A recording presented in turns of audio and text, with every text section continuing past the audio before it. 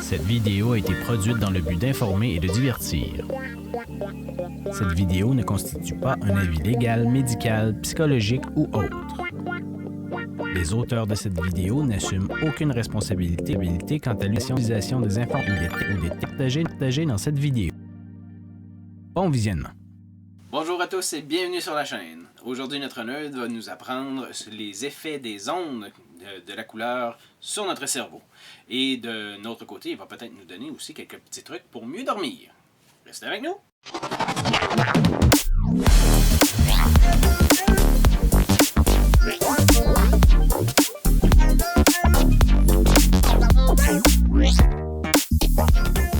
Des longueurs d'onde cérébrales, dans le fond.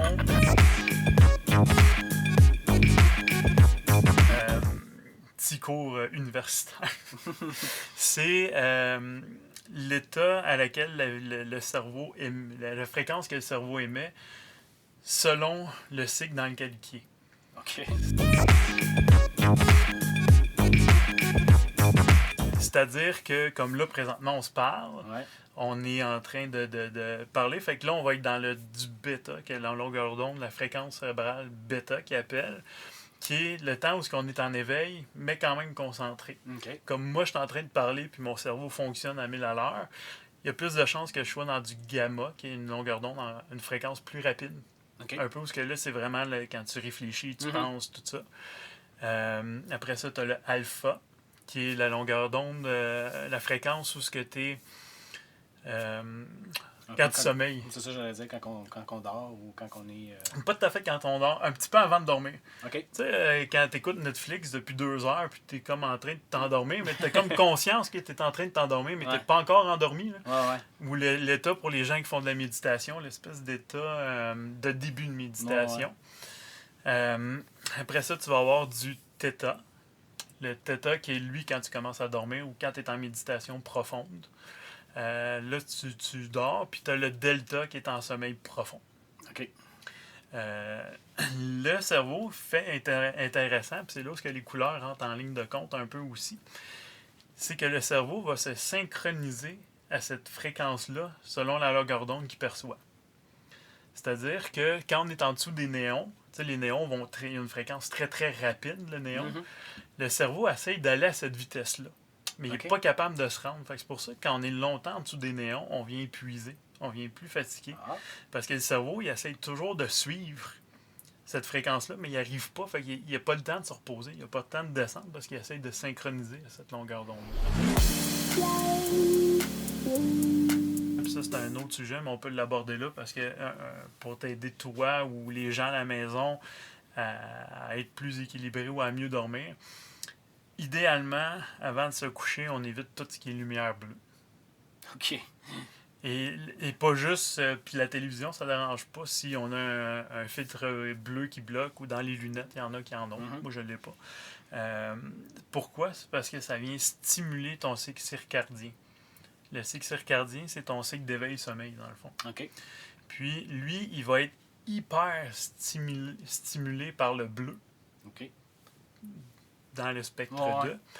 Et il va être inhibé, c'est-à-dire qu'il va être ralenti, calmé par tout ce qui est rouge, orangé, infrarouge. Ça, c'est le best. Fait que dans la maison, idéalement, c'est d'avoir un éclairage qui est le plus jaune-orangé, le plus warm, qu'il appelle. Le blanc chaud, là. Oui, le blanc chaud. C'est plus ça que tu vas avoir. OK. Que l'espèce de blanc pur, là, plus bleuté. Parce qu'à ce moment-là, il va toujours stimuler ton cycle de réveil. Fait que quand tu vas venir pour te coucher, dormir, c'est plus difficile. Tu vas avoir de la misère. Okay. Tu vas rester hyper réveillé parce que justement, tu n'arrives pas à te balancer. Fait qu'à ce moment-là, c'est des fois d'avoir une petite lumière rouge. Il y en existait. Quand on était jeune, là, les lumières dans les saunas. Oui. Je sais pas si ça existe encore. Là. Ou d'avoir une bande LED ou quelque chose du genre qu'avant de vous coucher, quand vous lisez, exemple, ou quoi que ce soit, vous le mettez sur du rouge ou du orange. Ça va vous aider à... Mais contrairement, tantôt tu disais que le rouge, l'orangé est un stimulant, ça risque pas de... C'est un stimulant, non, c'est un stimulant au niveau énergétique, mais c'est un calmant pour le cycle circadien. OK. Ça devient compliqué. Oui, ça devient mélangeant, effectivement, mais ça va juste te permettre de rebalancer, en fait. pour te permettre de bien dormir. OK. Tandis que dans la journée, il va te donner de la drive, mais quand c'est le temps d'aller te coucher, ça va t'apaiser. C'est un domaine qui est super ancien, mais c'est un domaine qui n'a pas beaucoup d'études OK. dedans. Il est plus stagnant, dans le fond. C'est pas glamour. C'est pas glamour comme un cancer que tu as trouvé ou le COVID, le vaccin ou des choses comme ça. Il y a de la recherche qui se fait. Il y a beaucoup de recherches quand même qui se font, mais c'est tellement plus dur à mesurer que de voir, il y a quelques études qui ont été faites avec des électroencéphalogrammes pour voir, OK, bon, ben, quand on met telle couleur, telle zone est stimulée, ou quand on fait telle fréquence, oh, ça stimule telle zone du cerveau, ah, telle autre fréquence, ça stimule telle autre zone. Mais il n'y en a pas tant que ça qui se fait. Là. Ça recommençait un petit peu plus à en avoir dernièrement parce qu'ils ont fait une étude sur les longueurs d'onde gamma, qui est la longueur d'onde le plus rapide que le cerveau est capable d'aller atteindre. Et ils ont découvert qu'en stimulant des souris qui sont atteintes de l'Alzheimer, qui ont injecté, ils retrouvaient la mémoire. Ça défaisait, pour l'instant au stade expérimental, ça défaisait la gaine d'amyloïde, qui est une espèce de gaine qui se forme autour de la neurone. Ça détruirait cette gaine-là, mais rien d'autre autour. OK. Fait que là, depuis qu'ils ont fait comme cette espèce de découverte-là, là, il y a un petit peu plus c'est un peu plus glamour de dire que tu pourrais peut-être guérir l'Alzheimer ou quoi que ce soit. Fait que là, il y a un petit peu plus de recherche qui se fait dans le domaine. Ouais, sur mais pointu sur le gamma. Fait que de savoir l'effet réel du rouge sur l'être humain au complet. Il y a des lectures, il y a des textes, mais rien de précis, puis rien d'avancé. Non, puis ça reste quand même, encore une fois, un domaine qui est subjectif aussi.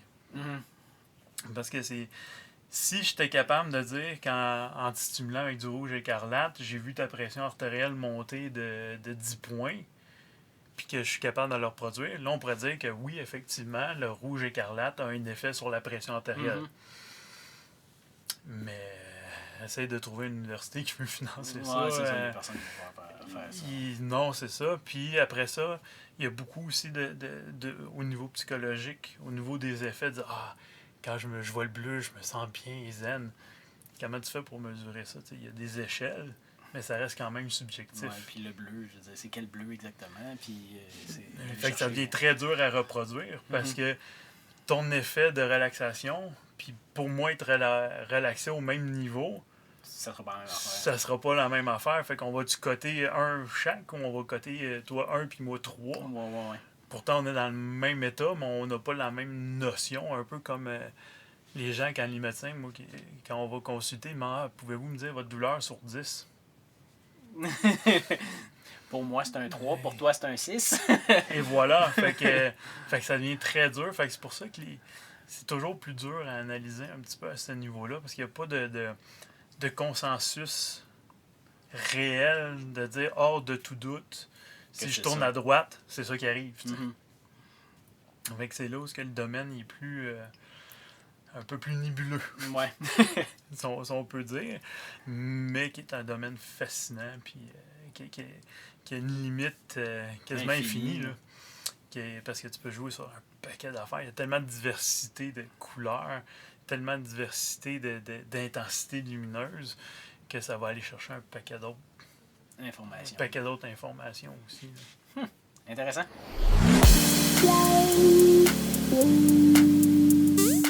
Saviez-vous que la majorité des Canadiens habitaient au sud de la ville de Seattle? Oui, en effet. Vu que la majorité des Canadiens vivent près de la ligne entre le Canada et les États-Unis, donc on parle de la ligne frontalière dans le fond, il ne faut pas oublier aussi que la partie de l'Ontario et du Québec rentre un petit peu à l'intérieur des États-Unis, donc plus bas que la ligne frontalière dans le fond. Donc les grandes villes comme Toronto, Montréal font partie des villes qui sont sous la ville de Seattle. Et ce qui fait en sorte qu'on a environ 64% de la population canadienne qui vit dans ces villes-là et qui font en sorte qu'on a 64% de la population qui est au sud de Seattle. Ça, c'est vraiment cool. C'est vraiment très intéressant. Alors sur ça, j'espère que vous avez aimé la vidéo. Laissez-nous des commentaires, des questions. pouce en l'air, activez la petite clochette et on se dit à la prochaine. Bye bye! Soyez sages. Ciao, ciao! Part à la lumière. Donc, on va apprendre, bien sûr, un petit peu à apprendre. On recommence. C'est ça. Tu te crousses du rouge au Le résumé du vidéo, tu te crousses du rouge dans la face pour mieux dormir. Et voilà!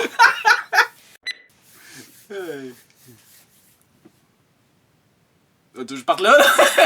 Alors sur ça, j'espère que vous avez aimé la vidéo. Puis là, j'étais un peu tanné de dire sur ça, c'est j'espère que vous avez aimé la vidéo. Fait que j'arrête de faire là, puis je le laisse la faire. Alors sur ce...